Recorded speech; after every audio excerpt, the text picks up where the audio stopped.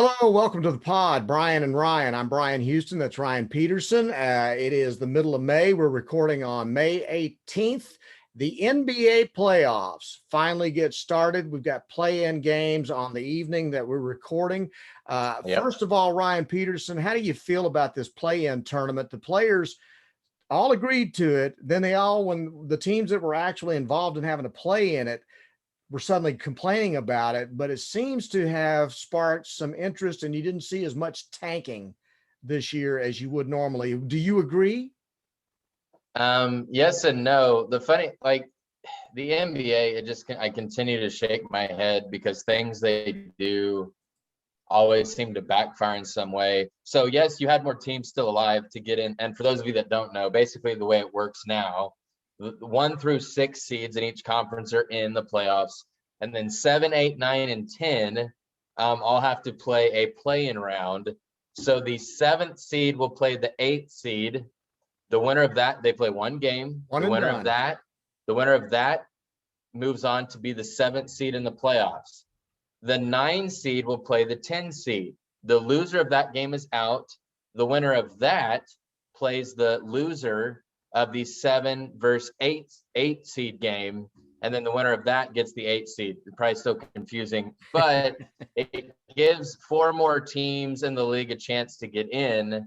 But what we saw, Brian, on the last night of the regular season is because the Lakers are in the play-in round, which no one expected that to be the case going into the season, teams were trying to lose that were in the playoffs because they were trying to get a different seed so that they could get on the opposite side of the bracket.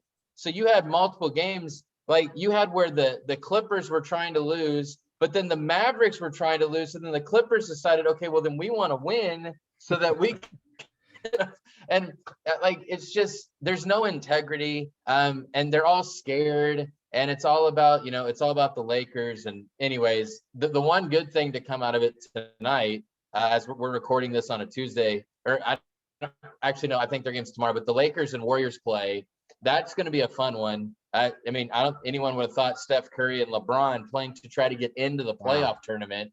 Now, the loser's not necessarily out because they can still get in if they would win their next game, but the winner of that will go on. The loser could be eliminated. So pretty funny to think that LeBron and Steph Curry, 2 of the biggest names in the sport, are going to be playing in a play-in game, not what the NBA probably thought. But I do think it's going to be here to stay. If the Lakers had not been in this, I don't think you would have heard the complaining as much. But because, it was LeBron, and LeBron didn't like it, it took a lot of heat, but they all agreed to it. I mean, this wasn't like some new thing that just came out of nowhere. This was, had been in the works and had been approved unanimously. So it's going to add a couple more playoff games, and we'll see how it goes. Well, I do know that going into tonight's games, and again, this is on Tuesday, Indiana Pacers lost LeVert, one of their better players. Yeah, and that's going to hurt big time. So I'm guessing Charlotte wins that one, and then you got the Wizards and the Celtics. Who you pick there? It's tough. These games are. That's the thing with these one gamers. It's a coin flip. Mm-hmm. I think I would probably pick Boston just because of their pedigree, and they still have a great coach. But I mean, Washington has talent too, so it's going to be interesting. One game. I mean, the best team ain't necessarily going to win. Who do you think at San Antonio and Memphis on Wednesday night? How do you see that? I would take Memphis. The Spurs are fortunate to even still be in this thing. And then the last one, again, a great game, Golden State and Los Angeles Lakers. One of those teams is not going to go far forward after that game tomorrow night. Can you imagine what the NBA is going to do if they don't have a LeBron James somewhere in these playoffs? I think the Lakers will win that game, but Steph Curry's been scoring at a crazy rate.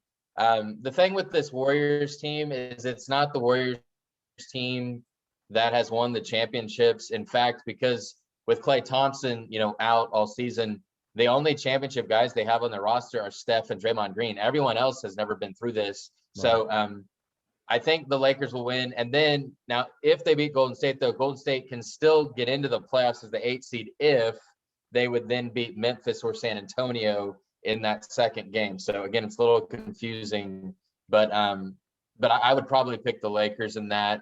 And then, if you're the Lakers, you're the 7th seed, but you have to feel pretty good because you're going to be playing Phoenix, who's the 2 seed, but Phoenix has a bunch of young pups that have never been through this. I mean, Phoenix has not been a playoff team for several years. They have some really great young talent, and they shocked everybody with the record they had, getting to 50 wins this year.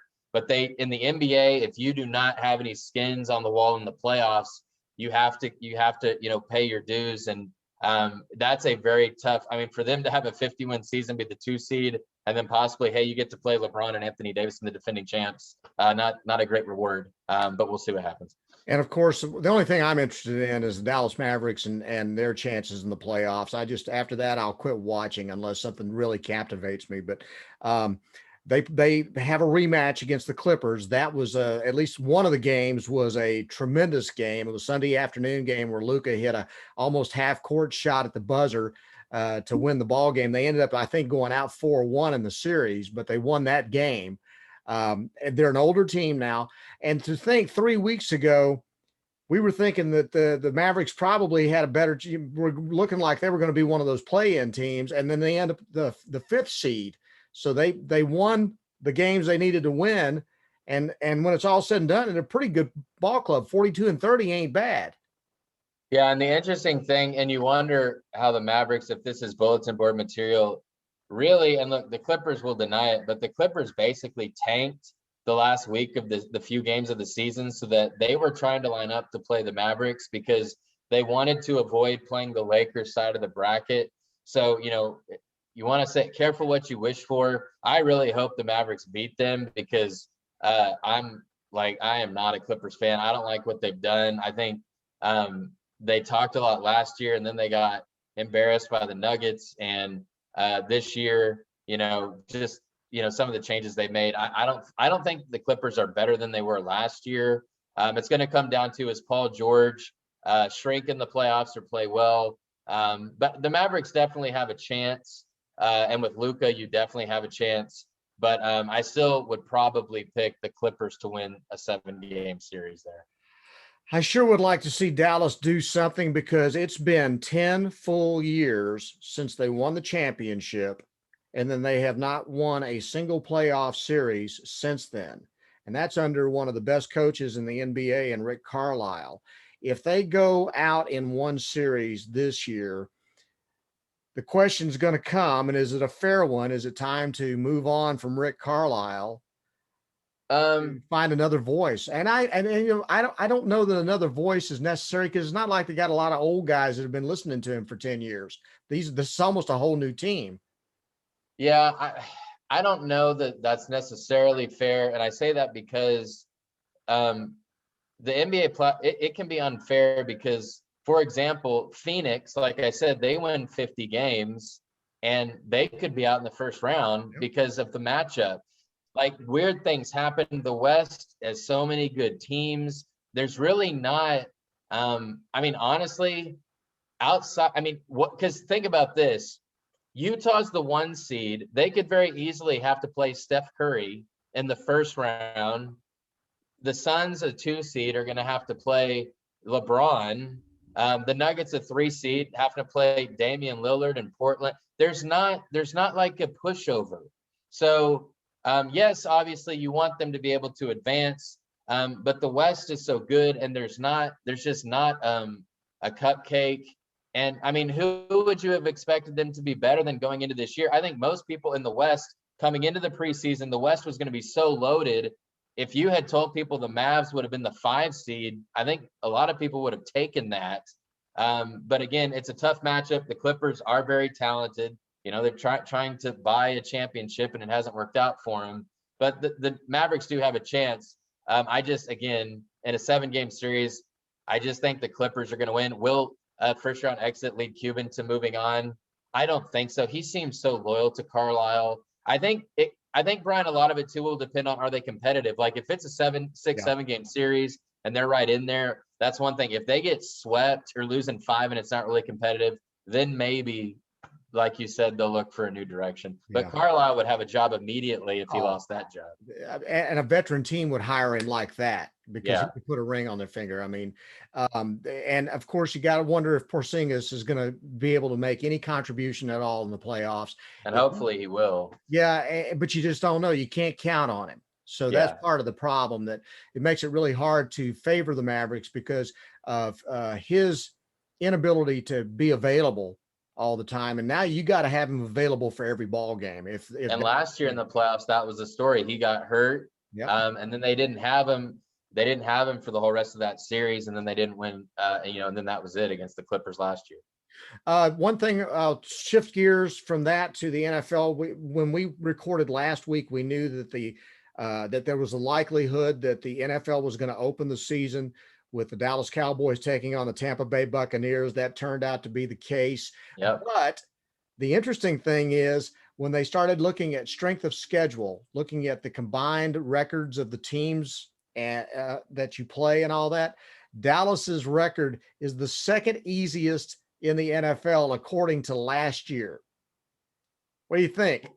Well, and that's because of their division, though, because no one in their division had a winning record. So you've got 6 games right there against losing records from last year. What did they take? Did they take second place? I think so. Yes. Technically. So, yeah. Doesn't And then matter.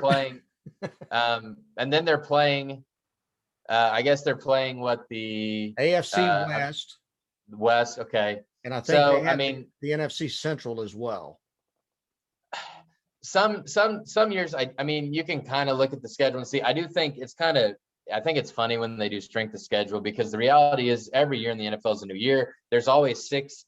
They average 5 to 6 new teams in the playoffs each year. And the other thing too, Brian, when you look at a schedule, you can look at it and say, oh, well, that's a tough game. That's assuming that team is at full strength. Mm-hmm. Another big thing is, when are you playing the team? Are you playing them in October and they have a huge injury? Their starting quarterback is hurt and out a couple weeks. So you just never know.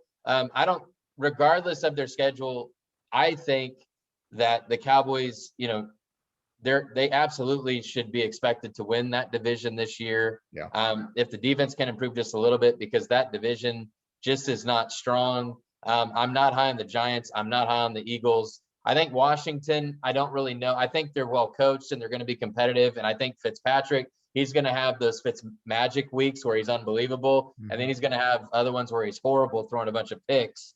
So, but I don't think he's a guy that you can count on every week. So with Dak back, the O-line back healthy, defense with a new system, some young guys in the draft, I would expect them to be better. And if I'm the Cowboys, I expect to win that division regardless of my schedule. But the fact that it is, looking at that, you obviously would rather have the second easiest than the second hardest on paper. There's not going to be any excuses, though, with that. Like, they need to win. Like, they didn't have a good year in their first year under a new head coach. And McCarthy, I mean, he's no excuses this year, in my opinion. The schedule's laid out for him. You're in a bad division. Dak will be back. They need to win. Do something. Yeah. I'm with you 100%. Real quick, well, you had a point that you wanted to bring up about the NFL offseason. Yeah, I just think it's interesting. So the rookie mini camps have started, and the NFLPA, one of the big things was they were telling players not to report. They were wanting to try to renegotiate how they're doing the offseason. Well, then all these rookies start reporting, going against what the NFLPA has requested. And a lot of it, teams were watching what happened. Jawan James, an offensive lineman for the Denver Broncos.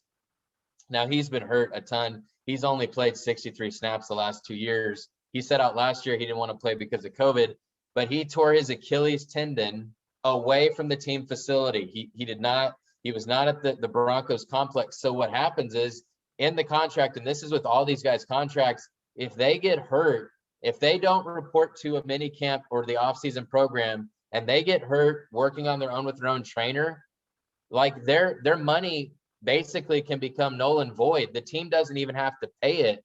And apparently this is language in all these contracts. And it's kind of funny because you're starting to see players are getting mad at the union. Like, okay, so you told us to do this, but none of us knew that if this happened, there were a lot of guys, they didn't realize if they would get hurt, the team could withhold their salary. So I don't think the players were, they didn't know the full story. And you even said before we started recording that the NFL union is just not good. When you compare it to like Major League Baseball, I mean, it's almost a joke. Like, and the NFL seems to always get the best of the NFLPA. And I think this is just another example. The players weren't informed, and now players are going against what the NFLPA asked them to do. All right, I want to switch gears to the business broadcasting. The announcement was made today that Dale Hansen is going to retire in September from Channel 8. That's a 38-year broadcasting career that's going to be coming to an end. I got a story to tell you because I've known Dale since 83. I thought it was 50 years. Is it 38? I thought the article I saw said 50 years. No, it's 38 years. Okay. But it feels like 50. Okay. Yeah. I knew Dale back when he was working at Channel 4. He started at KDFW. Okay. It turns out that Dale was fired from KDFW by a news director who had fired him at another station in Omaha, Nebraska.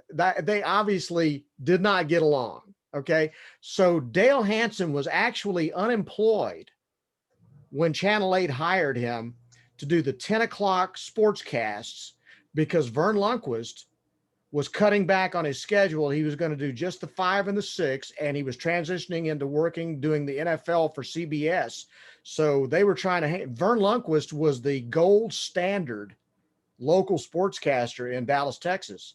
And Vern is one of my all-time favorites. Same here. He is a god to me. Okay. So the fact that Dale Hansen was on the beach, unemployed, and Marty Haig, who's one of the legendary news directors in the history of our business, first of all, hired Dale Hansen to come to work at Channel 8. It was like you saw Dale Hansen at Channel 4 wearing these awful looking jackets, and he was a comic, and it was just, it was just so un-WFAA that they actually hired him. But suddenly, the power of WFAA plus Dale Hansen's larger than life personality, when Vern leaves, then Dale moves right into the 5, 6, and 10 sportscast. And that's in 1983. And boom, from that time until now, the guy has been the king of Dallas television. And it just was remarkable to watch. Again, a guy that was unemployed ends up and he gets dumped by a number 3 station in the market, I believe at the time, gets picked up by the Cadillac of television back in those days when Belo owned them.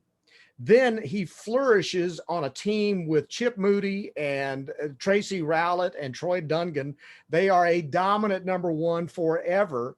On top of that, I remember then when Vern left the Cowboys broadcast and Brad Sham was moved over into the play-by-play booth, and they were trying out color analysts that whole season. It was 1984, the one year they missed the playoffs back in the Landry era.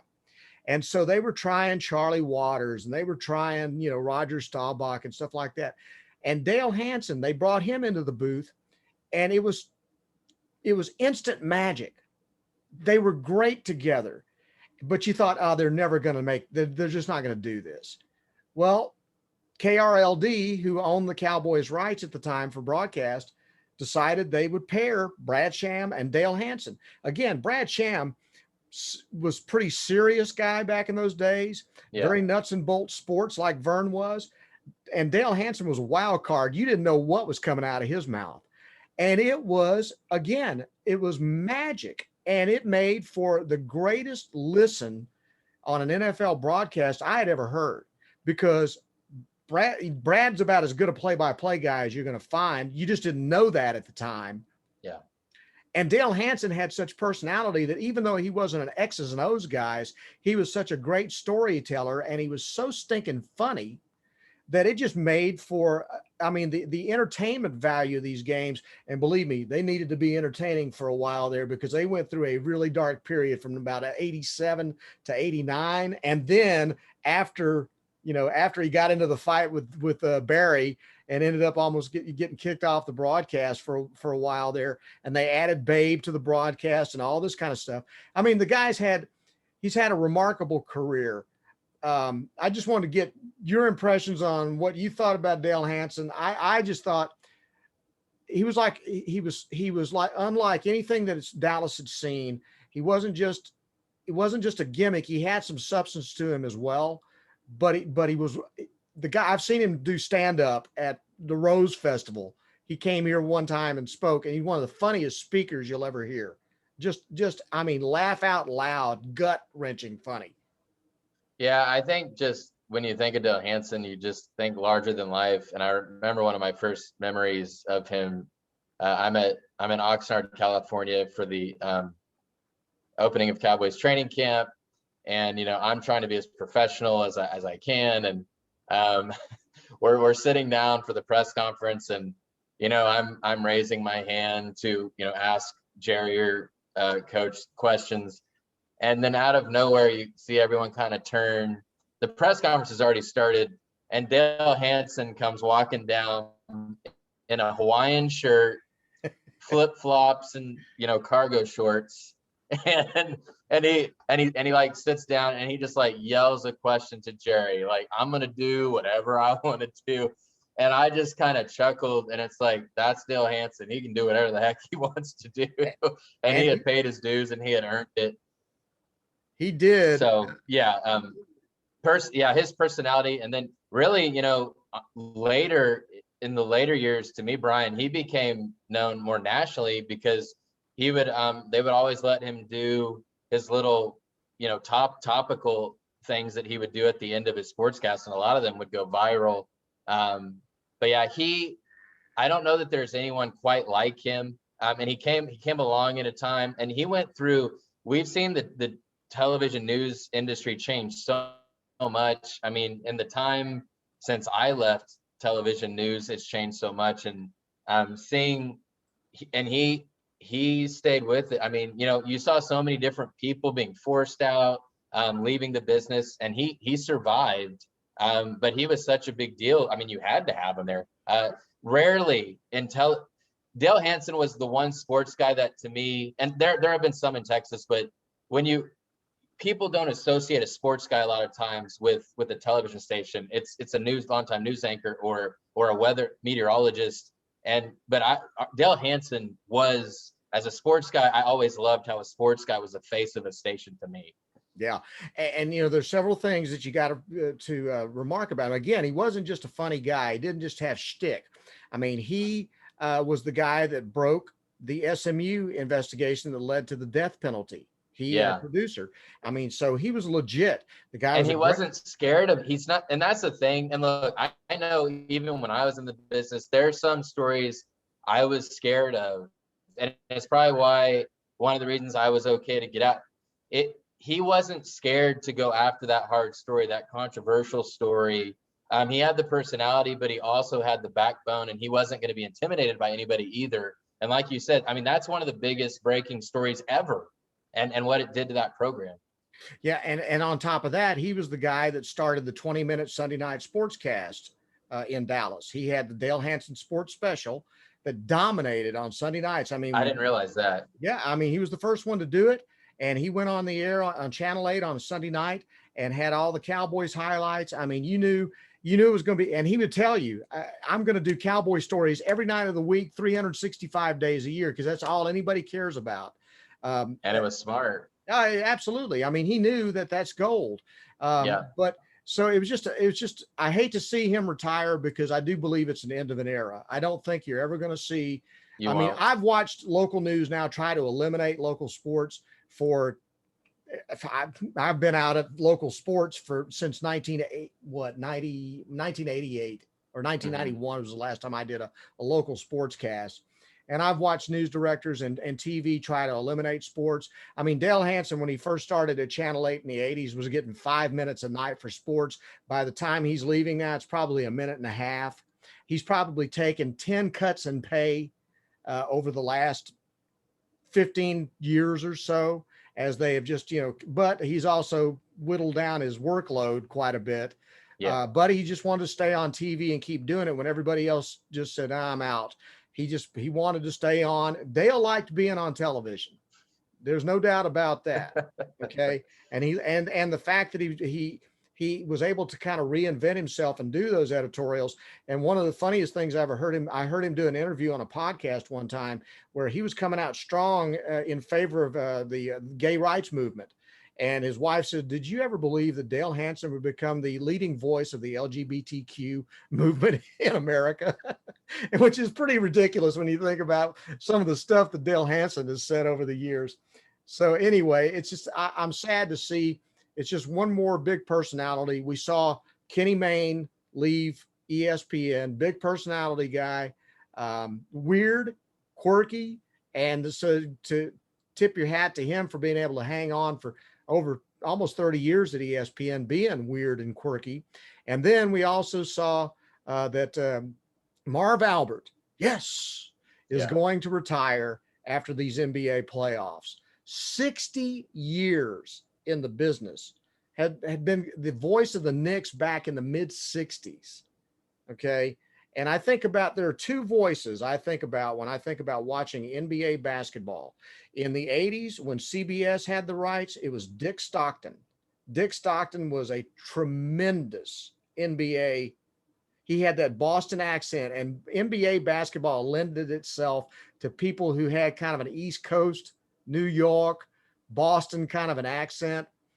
Dick Stockton, and when CBS lost the NBA to NBC, then Marv Albert calling the highlights during the rise of Michael Jordan as the king of the NBA, and watching, oh my, and being able to, and again, a funny guy, dry wit. You had to be listening to catch it sometimes.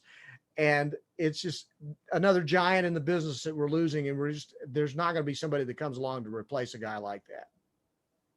Yeah. It makes me start to feel old they're all I remember. I mean, Marv Albert's been my entire life basically. So, and he was great. I still do have a few guys I still love listening to, but yeah, you're starting to see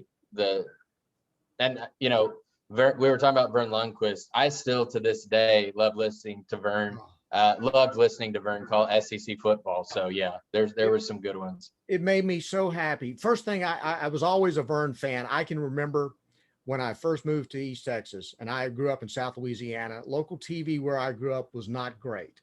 Okay, so when I moved up here and I watched Vern Lundquist do sports, and I was blown away. This guy was so professional, and yet he was just so conversational, that incredible voice. And then one night I remember he was telling his director while he was on the desk that he had just dropped all of his scripts right before he got to the desk. So he's flying blind and there's nothing in the teleprompter. He says, just follow me. And he does a 5-minute sportscast flawlessly. And I was just, so to see that kind of work being done by a guy, and then later on to watch him at CBS, he comes in and not only, and I know this didn't start out about Vern, but I got to pay tribute to it because when he got to CBS, it was only a matter of time. One of the things that he became the number 2 NFL guy behind Pat Summerall. And they would always, if they were trying to break in somebody they thought could be a star analyst, they always paired him with Vern because Vern was the perfect guy to teach them the business. Terry Bradshaw worked with Vern, and Vern taught him how to do it. And then it ends up Terry Bradshaw ends up being the biggest star on Fox Sports for the longest time in their studio show. But there was just so many people that Vern worked with. And then when Summerall was off doing golf or off doing the U.S. Open tennis tournament, I mean, Vern would slide in right next to Madden and it would be just like nothing changed. It was just flawless. And then when he finally was taken off of the NFL, and I missed him on the Cowboys radio broadcast. You have not heard great football until you've heard Vern do Cowboys games back when he was in it. And then I found out he was going to be the CBS voice for the SEC. And that was like a gift from God. And so for all those years, people would complain about Vern. I'm sitting there just thinking this guy is the greatest. And I put him right up there with Keith Jackson as a voice of college football. I really do. I think he's that good. So I just see these guys leaving, and I just don't know where the next wave of talent like that.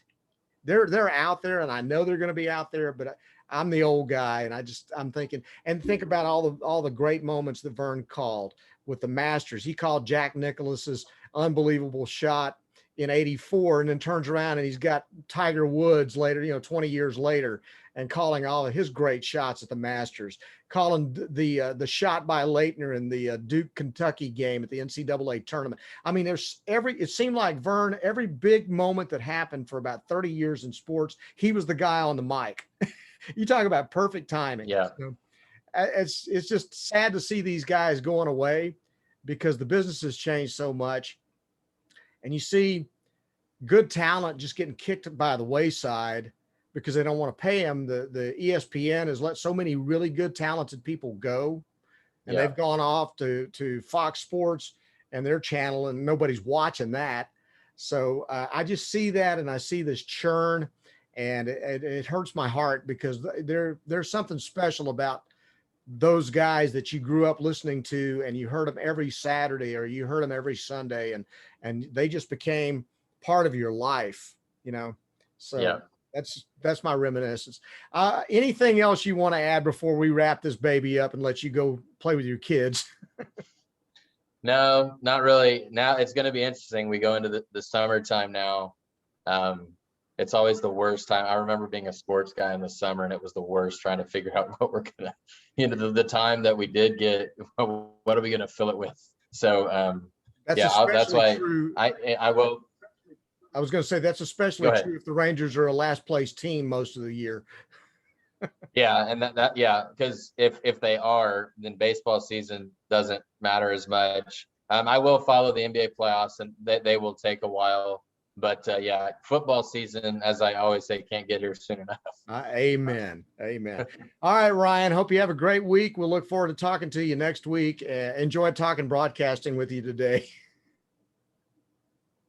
All right, have a good one. All right, that's Ryan. I'm Bryan. Be sure to subscribe to the channel, share with your friends, keep your comments nice and clean, and we'll see you next week.